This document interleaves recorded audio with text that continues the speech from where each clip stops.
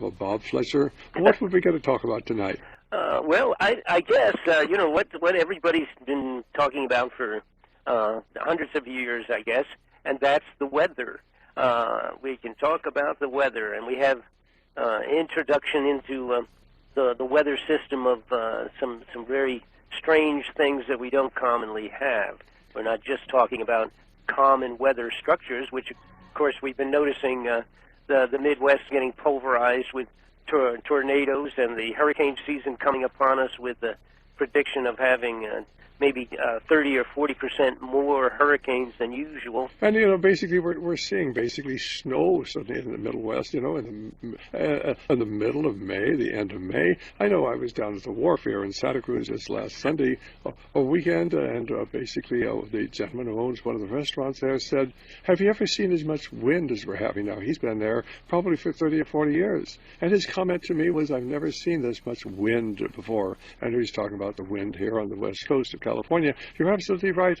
Something is altering our weather. What could that be? Is this simply an act of God, or is it possibly an act of men? Go right ahead. Well, it may be partially, because it could be the act of man. As we know, they've been fooling with weather and weather control and alterations, and of course the Chinese now they've had this huge weather control operation for a few years. Once they were able to steal all the latest mischievous electronic weather manipulation that the United States has. But I'll tell you what I'm positive it is at this point. Again, I've talked about this before, and we're working on it to put it into a configuration so everybody will understand it too. But we do have an approaching astronomical problem, and that is the Nibiru, or Planet X, or whatever you want to call it.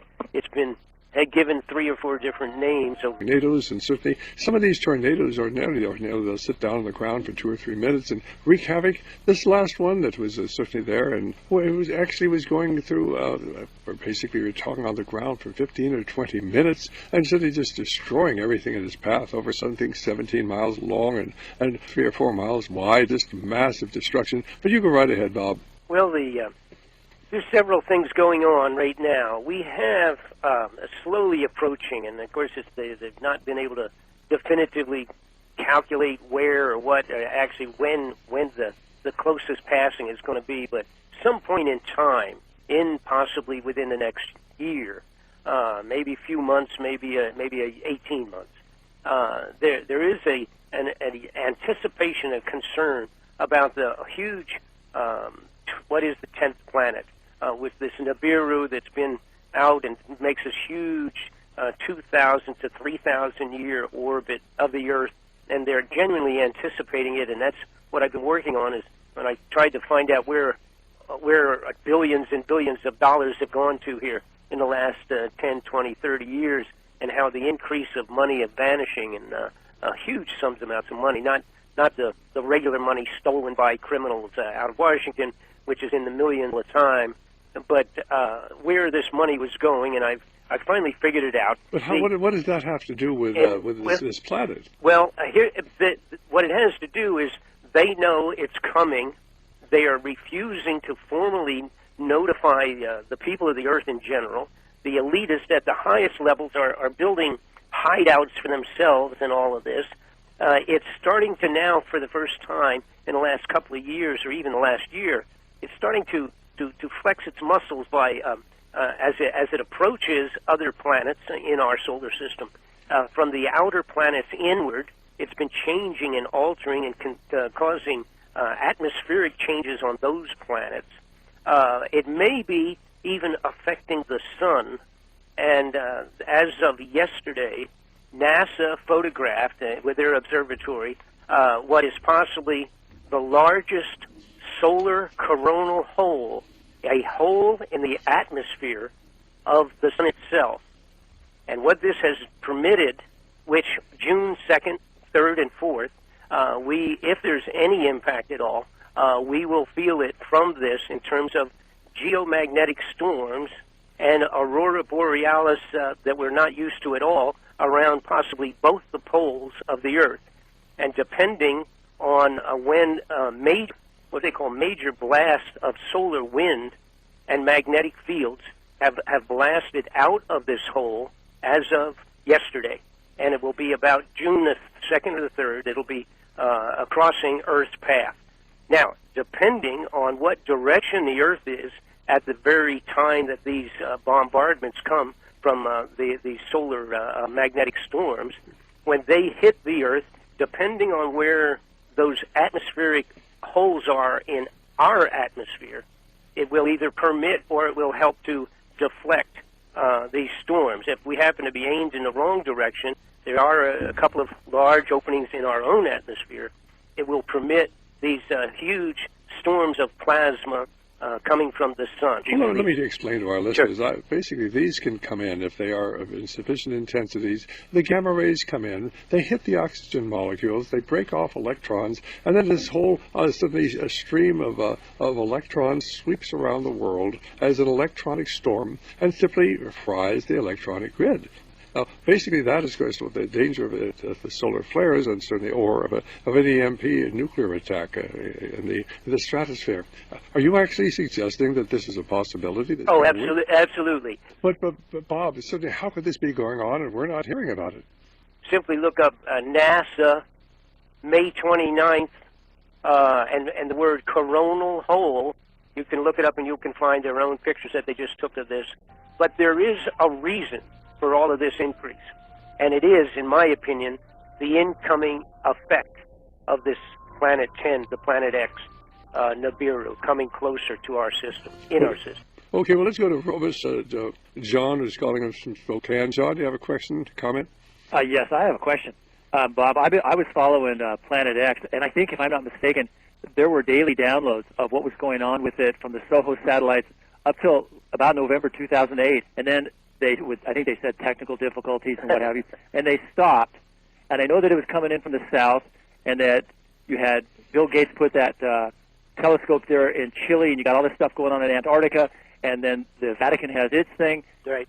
Okay, so, and then there was just a big blackout. You couldn't find any information, talk shows, nobody's talking about it except for John Moore and you.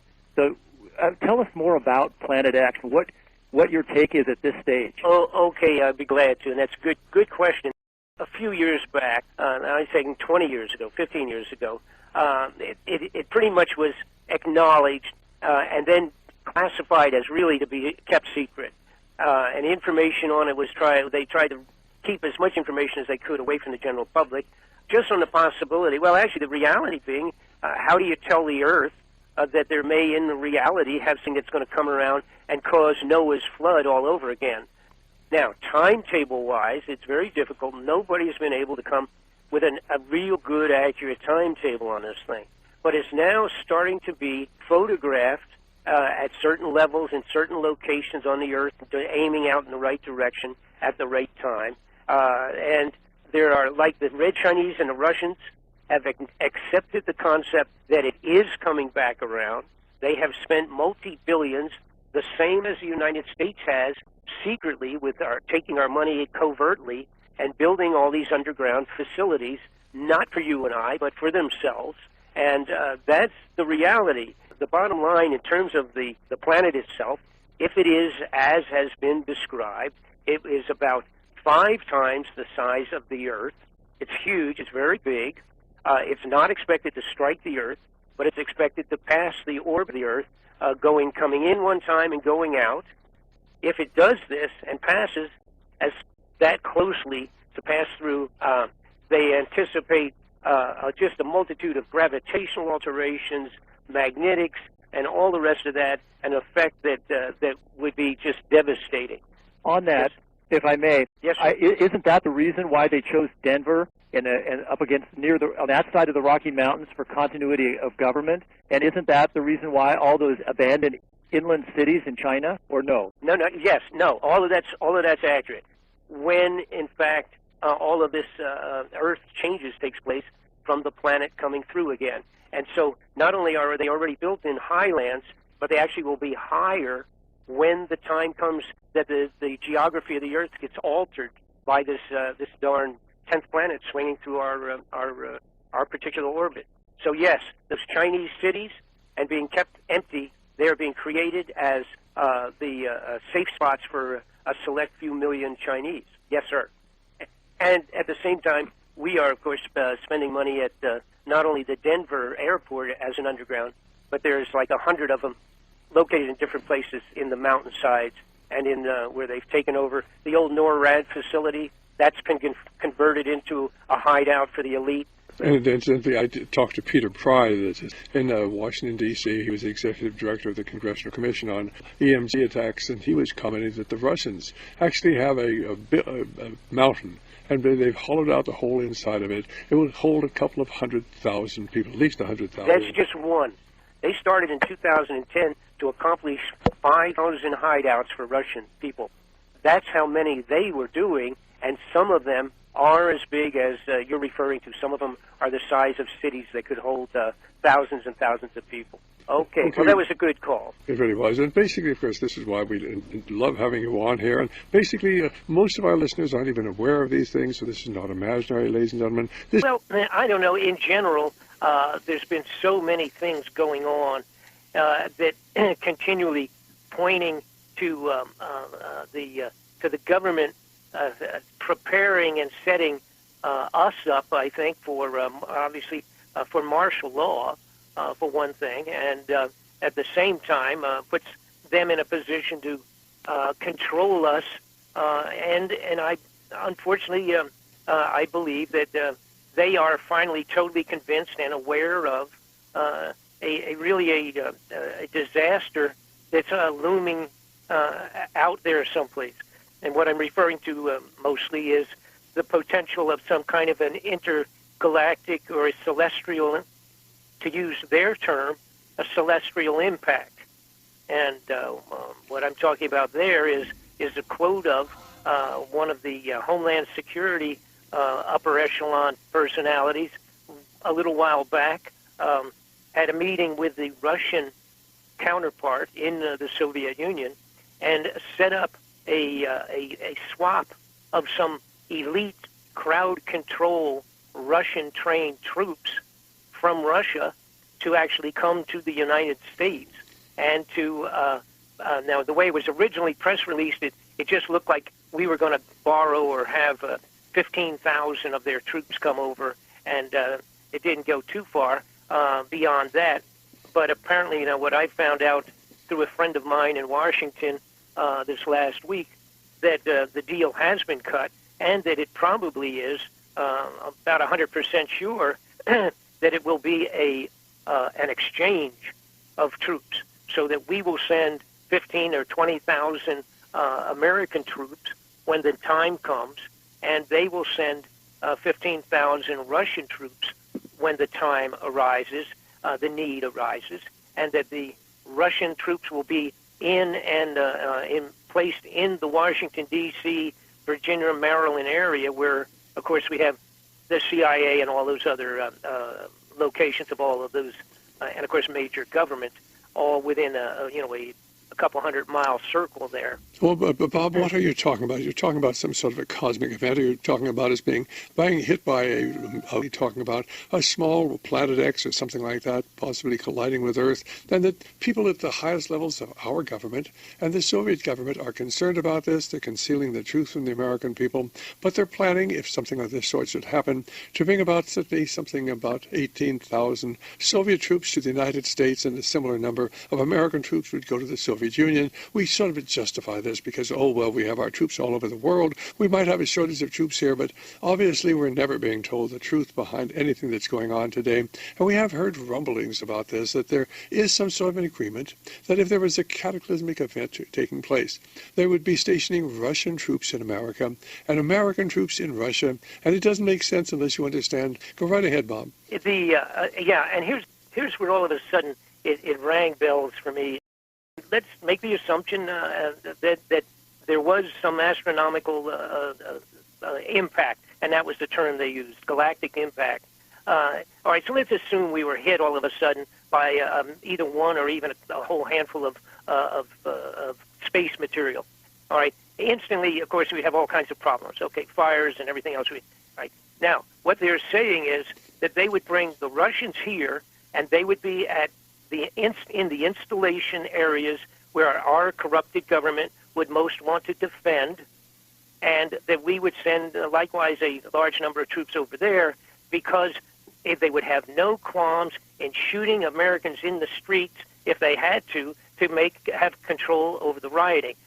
That all of a sudden rang a bell, rang to be sounding potentially true, because I, for one, I am convinced that this unknown planet is unknown only relative to the fact that a lot of people not want to talk about it, but that this 10th planet is out there, that it is coming in. It's coming in, and it's going to swing close to Earth.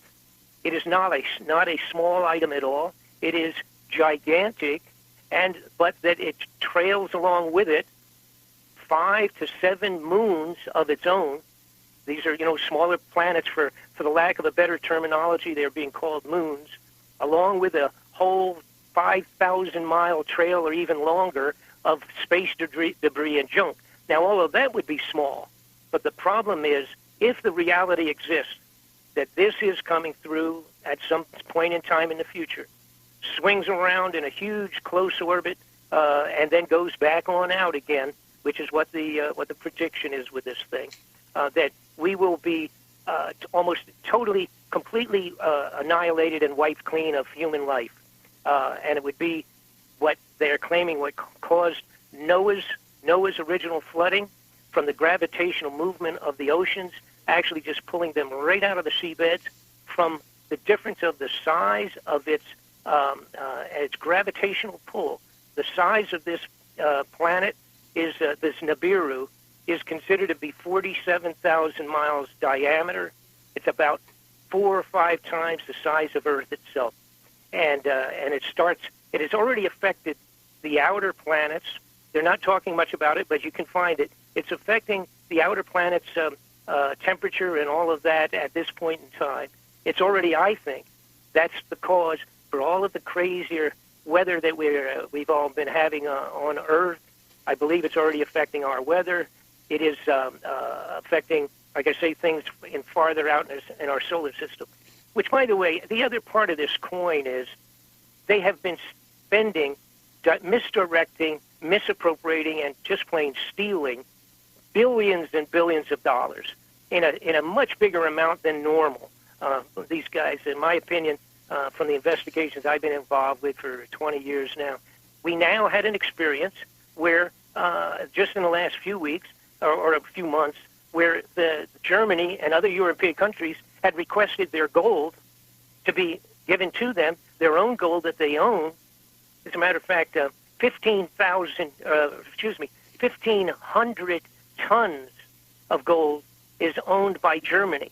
They requested their gold. When the money got bad just a little while back, our government told them that they could not get it and could not even get an audit to show how much is really there until 7 years from now, 2020. Now, you got to step back and say, wait a minute. So crazy people like Bob Fletcher for years has been saying that the gold is already gone out of Fort Knox. It is gone.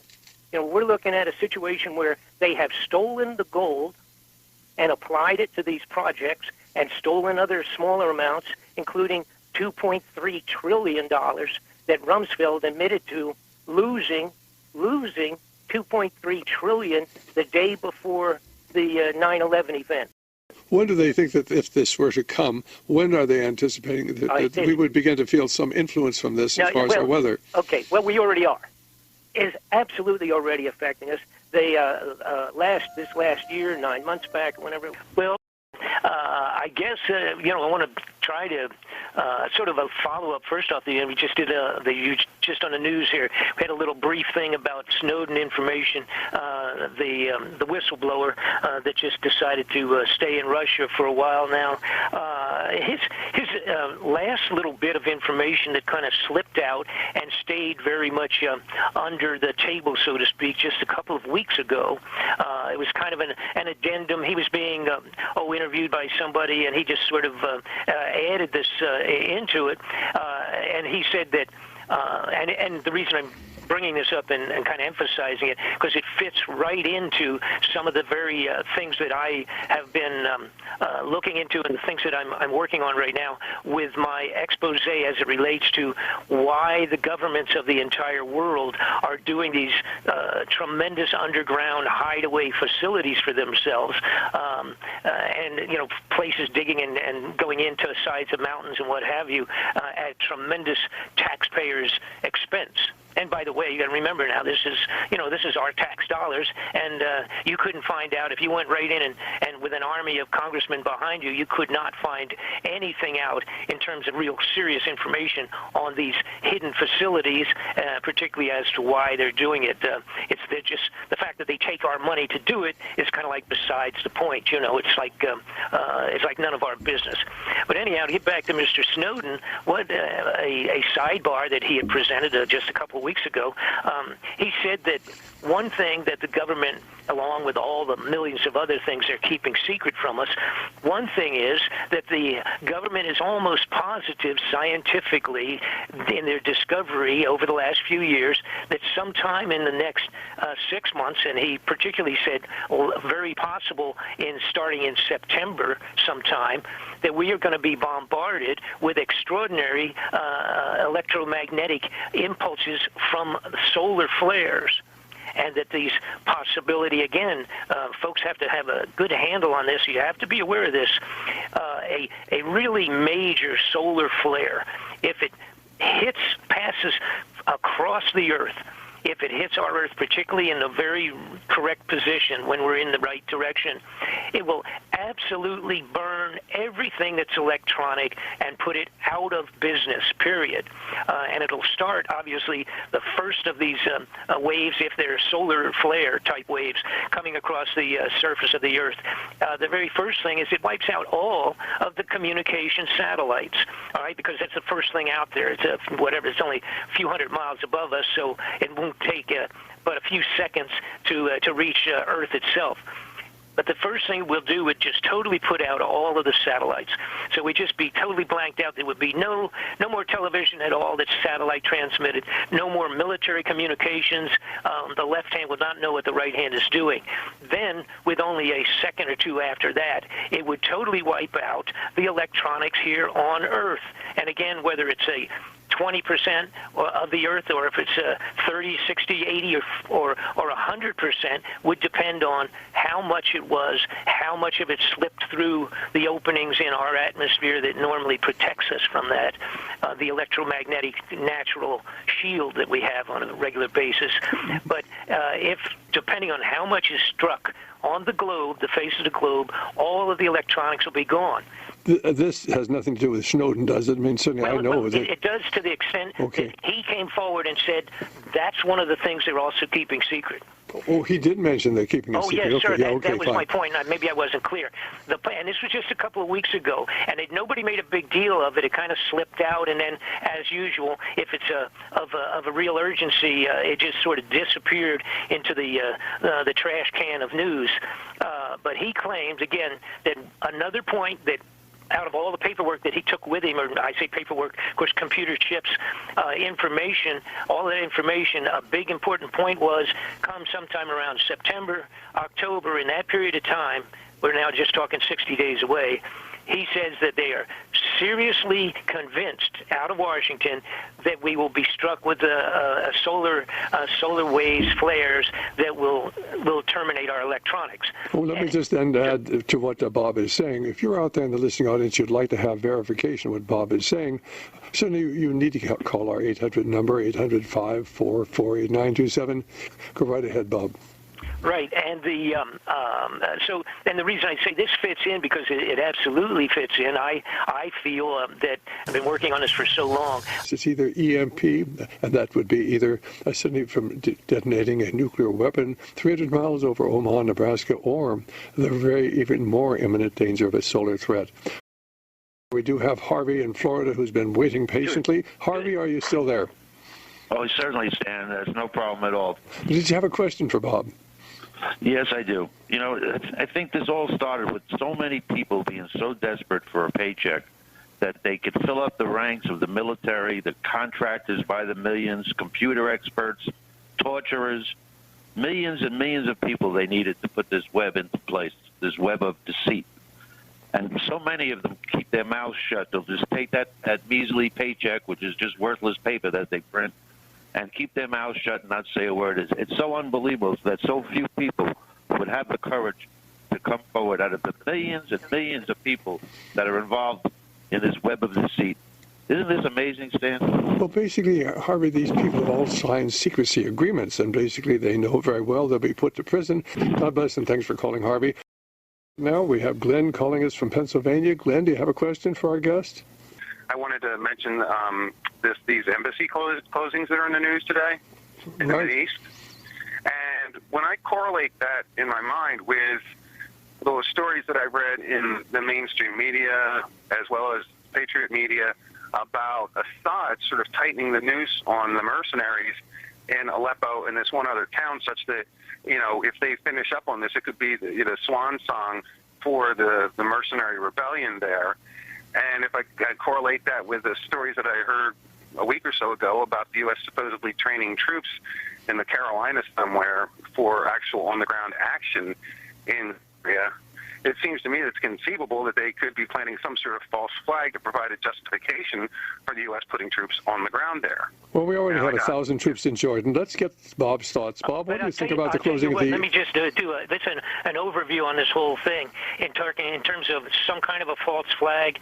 My feeling is that the bad guys in government intend to declare martial law at some point in time, and that they plan to do it before certain other things take place, and they will utilize some kind of a major false flag, obviously, to do that. When that is and what it is and what it's connected to, I have no idea at this point in time. But you do have to be aware of false flags can be generated from any little thing that they want to do it in, so I wouldn't poo-poo that. But I wanted to get back to one thing that we were talking about, Stan. I have an extraordinarily interesting thing. If everybody would grab a piece of paper and a pencil very briefly here. I came across something the other day that from NASA, and people, you want to look this up for yourself. It's NASA. Look up Cassini, Cassini spacecraft, and the word Saturn for the planet Saturn. They have kept secret for 20 years an absolutely amazing, unexplainable thing that's going on the surface of Saturn. But what they've discovered is some type of a large rotating hexagon circling the North Pole of Saturn. And it appeared originally to be a storm. It is gigantic, but the crazy thing is that this maintains a perfect hexagon. In other words, 6 straight sides to form this huge hexagon configuration.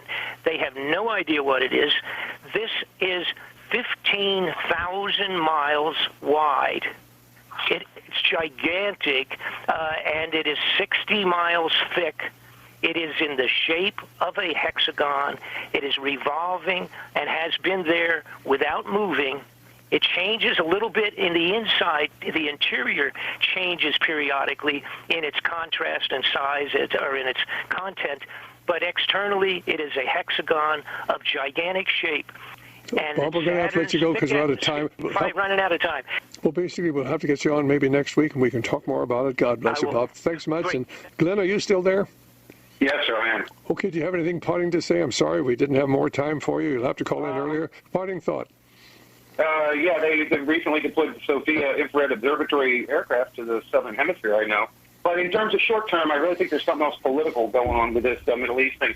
I wouldn't be surprised if, I don't think it'll be martial law, but I think they want to provide a justification for an invasion of Syria. Oh, and the average American doesn't know it. Thank you so much for calling.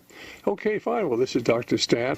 We're moving into difficult times. If you'd like to join the Radio Liberty family, we'd love to welcome you.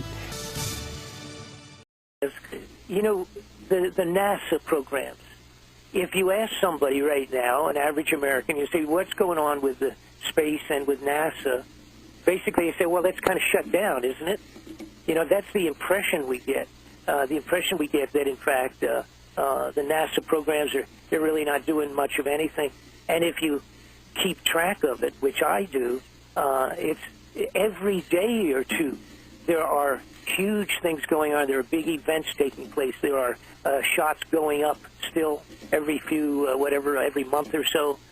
We have the space station. We have, again, like I said, multinational cooperation. They're sending their people up on a regular basis. They're continuing to build these things. They're continuing to carry out all sorts of very, very important space projects. And as far as the Americans and, well, actually, as the world is concerned, it's kind of like, oh, it's sort of been shut down to almost nothing. The difference now, because we had sent a photographing telescope way out in space and passed close enough to where they could now get some real good pictures close up of Saturn. Now, remember, we think of Saturn as the big old planet out there and it has all the big disk floating around it, which is all just sort of a space debris and junk floating in a big circle around the outside of it. But what they had found at the North Pole is this gigantic rotating hexagon. Now, it's rotating on a regular basis. I believe it's 10 hours. There's one revolution every 10 hours and 35 minutes, something like that. All right? They can't make out what it is, really. It appears, it looks like a structure. But they're not wanting to admit that it might be something like that. First off, it's really big. It's big enough to fit 3 Earths into the middle of this hexagon. Okay, so that's how large it is. It would be the equivalent of across the diameter of 3 Earths across in the middle of this thing. And it's circulating, rotating on a regular basis, 10.5 hours every day in and day out. So this rotates around. Now, what's really extra interesting also, there is a radio impulse signal that comes out, and they're implying that it comes from the center of Saturn, and it comes out giving out a specific radio impulse, and it's on exactly the same time sequence of one revolution of this huge hexagon on the North Pole of Saturn. But what's the significance of it? Well, first off, what is it? In other words, if this is a physical structure, it is mind-boggling in terms of its size. Number two, if it is a physical structure, who did it? And now they've been watching this for, like I said, 20 to 30 years. All right. And again, originally it was just like a vague kind of a thing. They thought it was maybe storms going on a regular basis there. But then as they got in closer and closer, in other words, basically they have all these things and they're all classified because they don't want the American people to know, and why not let the American people know? Supposedly we have a free society. Ladies and gentlemen, we don't have a free society. The government has all sorts of secrets. You go to work for the government, you sign a secrecy agreement, and basically if you ever reveal what you've ever learned there, why, they can send you to prison for the rest of your life. Go right ahead, Bob. I've discovered so many secret equipment, aircraft, spacecraft of different types that we have now finished. We've had finished, and programs of that sort. The use of electronics, and that is so far what you and I used to see in our regular science laboratories at school. They're just so far advanced, and they're not sharing this stuff with the. And I almost don't. I understand that you if you want to control people, which the intent is of the bad guys in government, if you want to control them, again, you don't want them to have too much. You know, they certainly don't want us to have the right to have arms. That's a big problem. See, that bothers them, because when they do martial law and clamp down on us, for whatever reason it may end up being, that's why they've been buying all the bullets themselves, and they've been buying all the weapons, and they've been digging the underground facilities and putting the foods under there, and doing all of those sneaky, underhanded operations, and at the same time not telling us step by step when things are discovered. You know, where would we be if they had kept the secret of Edison's the original creation of electricity and the light bulbs and all of those things and all of those inventions, Alexander Graham Bell's telephone. Where would we be if they had kept all that from the general public and just hooked it up for the government to use? We'd still be wandering around like we were in the 1890s. Trying to figure out how to feed the horses. Well, if we have an EMP attack, electromagnetic pulse attack, maybe we will be back there. In fact, right. That may clean our slate, and then we'll all be right back again. And that's not going to be it'd be very indiscriminate. So the bad guys are going to be in trouble with that too. And that really does why it doesn't make sense, because basically I would think they would be doing everything they possibly can to basically prevent this thing from happening, and the bad guys are not doing everything they can. That's what doesn't make sense, which makes me feel that there is another force out there that we don't know about. Yes. Go right ahead. Right, and that's my feeling. I think what has all of a sudden been the realization of, again, I use that simple term, the bad guys,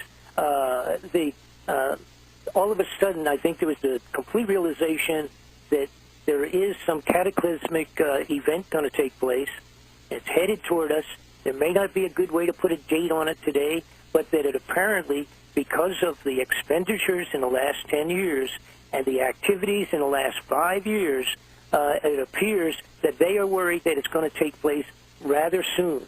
Now, whether this an electromagnetic force, the flares, if it's a natural thing for like corona events coming out of the sun, or if it's in fact an enemy that has the ability to just throw in a couple of bombs, dirty bombs, in a couple of areas and blow out all of our electrical system. That I don't think that's not what it is. See, it's way, way above that. And so what their thought is, well, we're going to save X numbers of people, maybe 1 million people that we are designated we're going to try to save. So they're going to go underground. They've got all of the foodstuffs underground. They've got their generators. They've got their fuel to run them for some unknown period of time, depending on how many are in their different holes. And this is serious. This is all done. I mean, and when I say done, I mean it's done sufficiently so that next week, if it happens, a bunch of people will be underground and will be living, and the rest of us on the top of the ground are not going to be.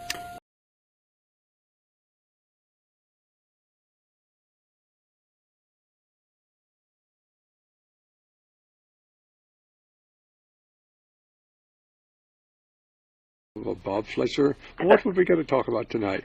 Well, I guess, what everybody's been talking about for hundreds of years, I guess, and that's the weather. We can talk about the weather, and we have introduction into the weather system of some very strange things that we don't commonly have.